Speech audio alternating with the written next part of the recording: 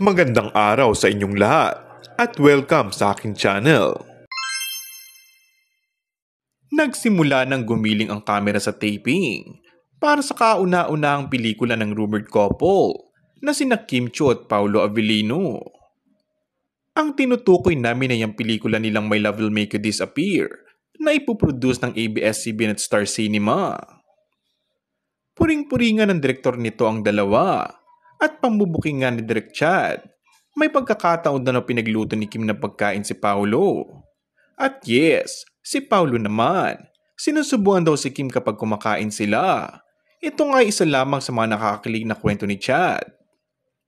Pero syempre, bukod sa pakilig na ito, ay nakaka-feel good rin ang kwento ng direktor na parehong mabait sina Kim at Paolo sa lahat ng mga nakasama nila sa shooting.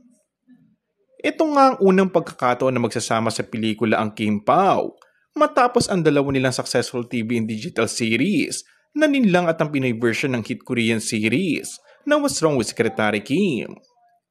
Kung hindi kami nagkakamali, isa nga ito sa magiging pasabog ng handog ng Star Cinema, ang My Love Will Make You Disappear sa pagpasok ng 2025. And that's all for our today's video. Kung bago ka lang sa aking channel ay mag-subscribe at pindutin na rin ang notification bell. Maraming salamat!